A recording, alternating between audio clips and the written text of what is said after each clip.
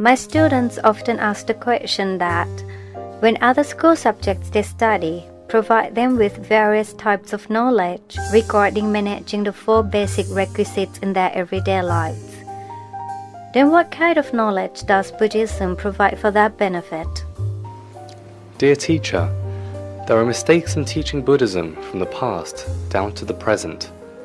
For example, teachers always start teaching Buddhist lessons to students by beginning with the Lord Buddha's biography, the subject matter which students can hardly grasp accurately because his life contained many profound aspects in his background.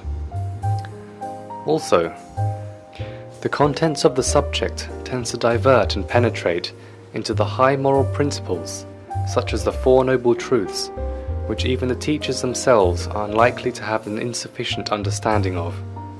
These are the reasons why students feel that Buddhism doesn't benefit them with any knowledge that they can apply in their daily lives, and they are likely to oppose the Lord Buddha's teachings.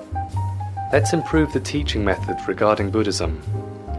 Instead of teaching them the moral principles exclusively, teachers should adopt the learning integration policy by blending the moral principles with the actual daily situations in the way that students can apply to themselves in their real lives.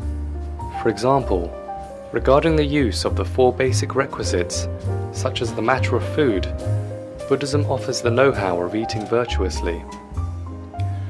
Most people usually live their life with the motto that one lives in order to eat, rather than one eats in order to live. Therefore, they tend to be more greedy and selfish.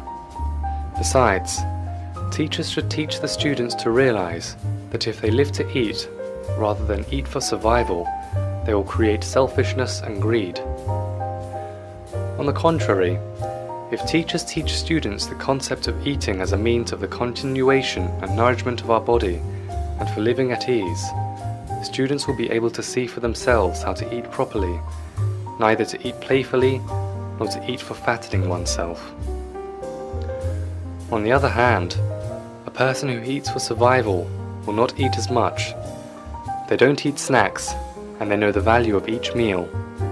Even beyond that, teach your children that when they eat, they should know the value of their food. For instance, if you have a plate of food, and when you eat it you are angry, after eating the food you have energy. You will use that energy to fight with someone you don't like. The plate of food became the plate of food that created karma. But if you eat food from a plate with appreciation in your mind, and you enjoy it, you will take that energy to create good deeds. That food plate becomes a creation of merit plate. The way to create your mind to become a merit mind is to pray to the food before eating it. This will make your mind become happy.